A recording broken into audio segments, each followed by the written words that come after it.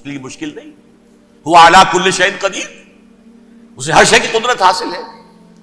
لیکن اصل بات جو ہے میں آپ کو بتانا چاہتا ہوں، یہ ہے سائیڈ ایشو. اصل ایشو ہے فلسطین کا جو شروع ہونے والا ہے. بھٹی دہکے گی وہاں.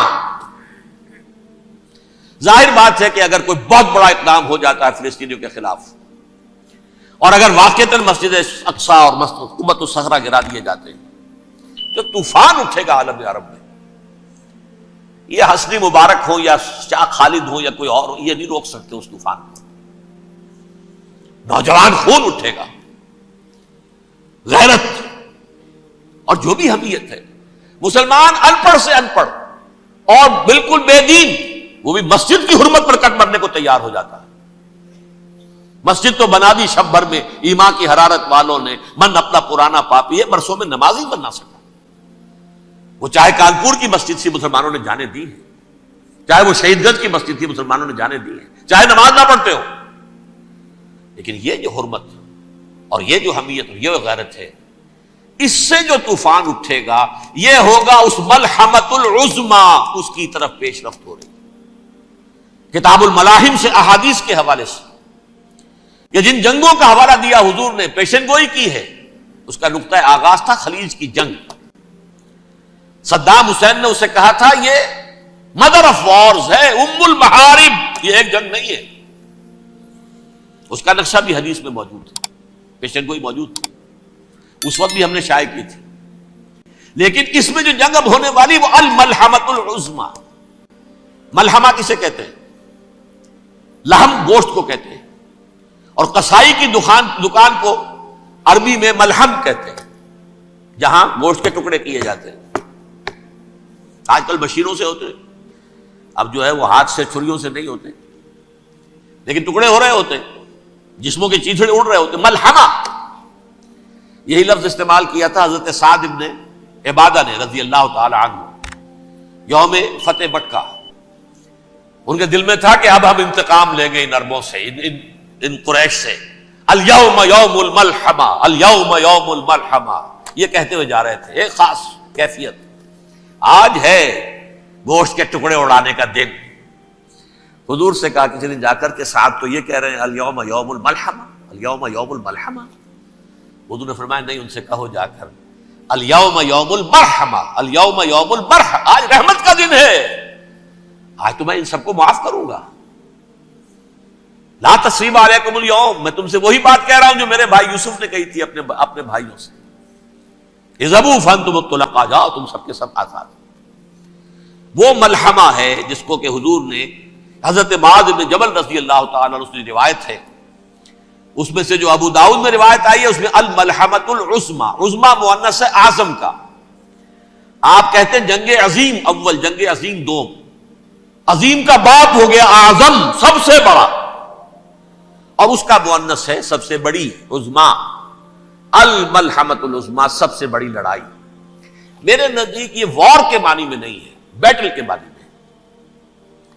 انگریزی میں یہ دو لفظ علیحدہ ہیں، وار، بیٹل. وار سالوں کو محیط ہوتی ہے، بیٹل کسی ایک خاص جگہ پر جو لڑائی ہوتی ہے اس کو کہتے ہیں. حضور کے اور قریش کے درمیان 6 سالہ وار تھی، جنگ تھی. لیکن battles, battle of Uhud, battle of Badr, یہ بیٹلز تھی، لڑائیاں تھیں.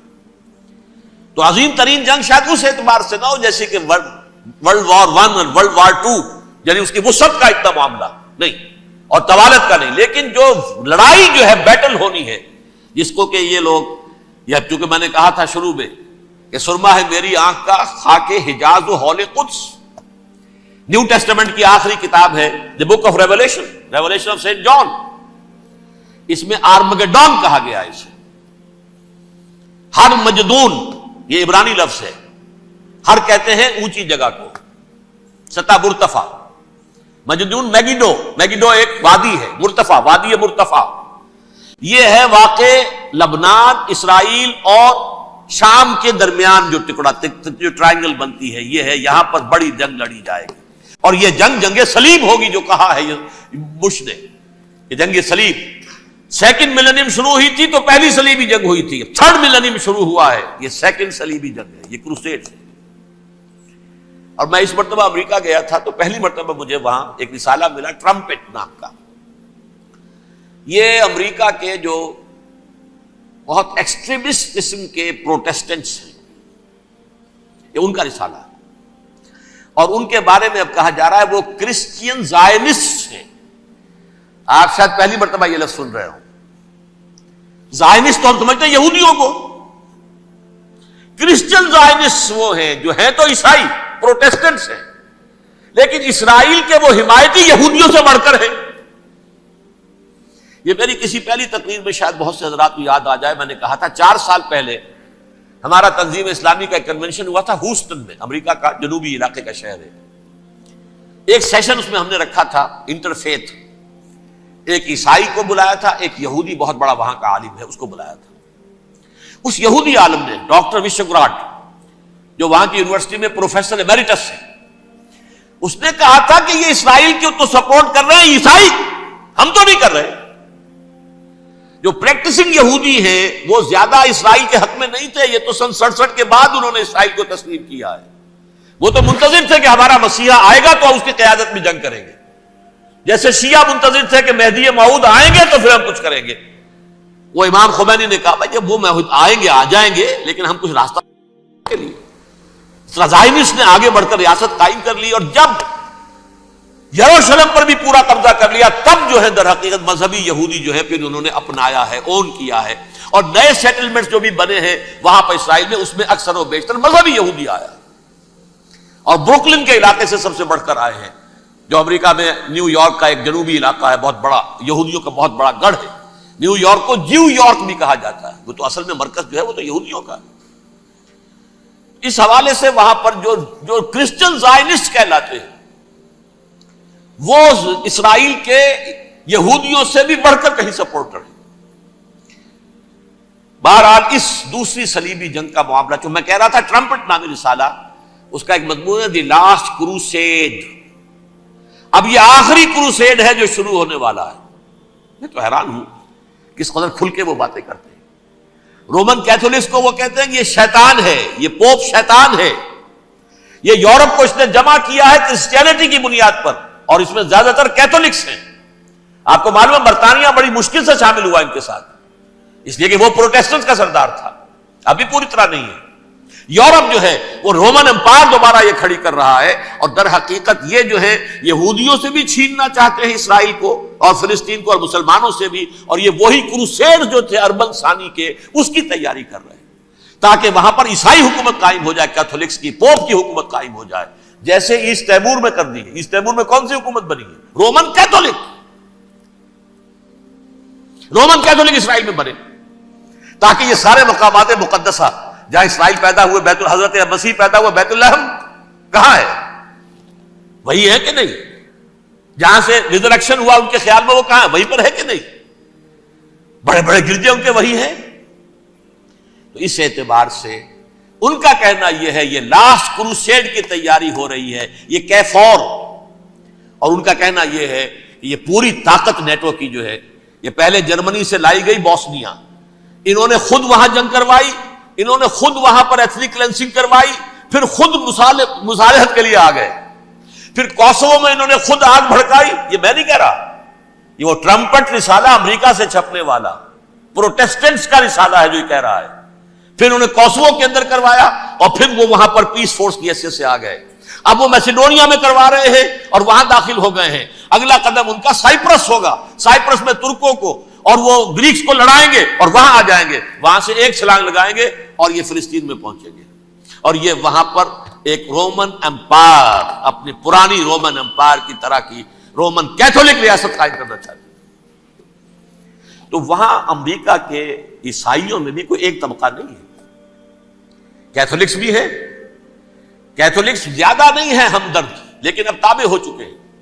اسحاق ریبین نے جب یہ پیس ٹاک شروع ہوئی تھی، آپ کو یاد ہوگا شاید کہ جب وہ آیا تھا واشنگٹن سے واپس فلسطین اسرائیل، تو پہلے روم میں رکا for an audience with the pope, اور پوپ کو اس نے ایک مرتبان سا پیش کیا تھا، حضرت سلیمان علیہ السلام کے زمانے کا مرتبان، اور کہا تھا دیکھیے 3000 برس تک ہم نے اس کی حفاظت کی ہے، اب یہ میں آپ کے حوالے کر رہا ہوں. اس کے بعد سے پوپ جو ہے بالکل رام ہو گیا، اور وہ عیسائیوں کے ساتھ اور یہودیوں کے ساتھ ان کا پورا معاہدہ ہو۔ اب پورا عیسائی ورلڈ جو ہے بعثت مجموعی یہودیوں کے شکنجے میں ہے۔ البتہ ان کے اندر بھی جھگڑے ہیں، جو وہاں پر وائٹ کرسچن ملیشیاز ہیں وہ ایکسٹریمسٹ ہیں کیتھولکس، ان کے نزدیک دشمن نمبر 1 یہودی، دشمن نمبر 2 مسلمان، دشمن نمبر 3 جو یورپ میں کالے ہیں، ایفرو امریکن، چاہے وہ عیسائی ہو گئے ہوں کوئی بھی ہو، یہ 3 دشمن ہیں جن سے انہوں نے کلینز کرنا ہے، صاف کرنا ہے ان کے خیال کے مطابق امریکہ کی سوسائٹی کو، اولا یہود، پھر مسلمان، اور پھر یہ جو کالے ہیں۔ لیکن دوسری طرف پروٹیسٹنٹس کے اندر ایکسٹریمسٹ وہ ہیں جنہیں کہا جا رہا ہے یہ کرسچین زائنسٹ ہیں، یہ اسرائیل کے، اسرائیل سے بڑھ کر سپورٹرز۔ بہرحال یہ اب جنگ ہوگی، اس کا نتیجہ کیا نکلے گا یہ تو اللہ ہی جانتا ہے۔ اب میں آخری بات کی طرف آ رہا ہوں۔ آخری نتیجہ تو جو بھی کچھ اپس اینڈ ڈاؤنز آئیں گے، تلک الایام نداولھا بین الناس، آخری نتیجہ ڈراپ سین وہ یہ ہوگا کہ اللہ کے دین کا بول بالا ہوگا، اور پوری دنیا پر محمد کے لائے ہوئے دین صلی اللہ علیہ وسلم کی حکومت قائم ہوگی۔ وہ گویا قیامت کی تمہید ہوگی، اس کے بعد بس قیامت آئے گی، کیونکہ مقصد کائنات، تخلیق کائنات پورا ہو جائے گا۔ پوری مخلوقات کے اندر مقصد تخلیق، کلائمیکس آف کریشن محمد الرسول اللہ صلی اللہ علیہ وسلم، دین کی تکمیل محمد الرسول اللہ صلی اللہ علیہ وسلم۔ اور اس خلافت عرضی کے لیے جو حضرت آدم کو خلافت دی گئی تھی، جب اس میں وہ خلافت پوری دنیا پر قائم ہو جائے گی، اس کا مقصد پورا ہو جائے گا۔ And that will be the beginning of the end۔ اس کے بعد قیامت ہے۔ آخری نتیجہ تو یہ نکلنا ہے۔ اس سے پہلے سزائیں ہمیں بھی مل رہی ہیں، اور یہاں میں کانٹے کی بات جو چھوڑ گیا تھا اس کو بیان کر دوں۔ اللہ نے اس مغضوب علیہم قوم کو، اس ملعون قوم کو کیوں اب تک چھوٹ دیے رکھی؟ میں بتا چکا ہوں یہ بڑے عذاب کے مستحق ہو چکے تھے حضرت عیسیٰ علیہ السلام کے زمانے میں، چھوٹ دی ہے، ابھی تک ہے، بلکہ ایک مرتبہ ابھارا ہے، 1900 برس کے بعد ابھرے ہیں یہ،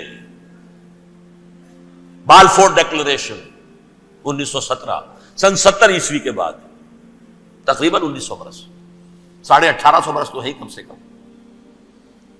پھر creation of Israel 1948، 1967 extension of Israel, یروشلم پر قبضہ۔ یہ سارا جو ہے کیوں ہے؟ اللہ تعالیٰ اس خیر امت محمد صلی اللہ علیہ وسلم، اس کے بہترین حصے کو سزا ان ملعونوں کے ہاتھوں دے رہا ہے۔ کیوں؟ جو جرم انہوں نے کیا تھا وہی ہم نے کیا۔ انہوں نے اللہ کی کتاب کو پیٹھ کے پیچھے پھینکا، نبذ فریق من الذین اوتوا الکتاب کتاب اللہ وراء ظہورہم، ہم نے اپنی پیٹھوں کے پیچھے پھینکا کہ نہیں؟ کولونیل رول سے آزاد ہوئے، کہیں اسلامی قانون نافذ کیا، کہیں اسلامی نظام قائم کیا؟ تو جو جرم ان کا تھا وہی ہمارا ہے، اور ہم خیر امت ہیں، اور ہمارے میں سے خیر ترین عرب ہے، ان پر اللہ کا فضل، ان کی مادری زبان میں اللہ کی کتاب موجود ہے۔ پھر انہوں نے اللہ کے دین کو پیٹھ دکھائی۔ جو ملک آزاد ہوا کولونیل رول سے، یا اس نے قبلہ کر لیا اپنا ماسکو کی طرف، یا کر لیا واشنگٹن کی طرف، کسی نے مکے کو قبلہ بنایا، یہ بدترین سزا ہے۔ ویل للعرب من شر قد اقترب۔ اور ترمذی شریف میں تو یہاں تک روایت ہے، من اقتراب الساعۃ ہلاک العرب، قیامت کے قرب کی ایک نشانی یہ بھی ہوگی کہ عرب ہلاک ہو جائے گے۔ ایک حدیث میں الفاظ آتے ہیں کہ حضور نے جب کہا یہ ہوگا یہ ہوگا یہ ہوگا، یہ بربادی آئے گی، تو کسی زوجہ محترمہ نام میں بھول رہا ہوں، انہوں نے پوچھا کہ عرب اس دن کہاں ہوں گے؟ فرمایا العرب یومئذ قلیل، بہت کم۔ آخری خاتمہ ہونا ہے یہود کا حضرت مسیح علیہ السلام کے ہاتھوں. وہ عذاب جو 2000 برس تک ان سے ٹلا رہا وہ آئے گا اور ان کے رسول ہی کے ہاتھوں آئے گا. لیکن اس سے پہلے مسلمانوں پر یہ عذاب آ رہا ہے، ہولوکاسٹ کے درجے کا عذاب آ رہا ہے. البتہ ہم پاکستانی اس میں یوں سمجھ لیجئے کہ وہ تو خبریں موجود ہیں احادیث میں، وہاں تو جو ہونا ہے. اتنے انسان مریں گے کہ ایک پرندہ جو ہے اڑتا چلا جائے گا، وہ نہیں چاہے گا کہ نیچے اترے تو کسی لاش پر اترے، اسے جگہ نہیں ملے گی زمین خالی کر کہیں اتر سکے، تھک ہار کر گرے گا، مرے گا تو بھی لاش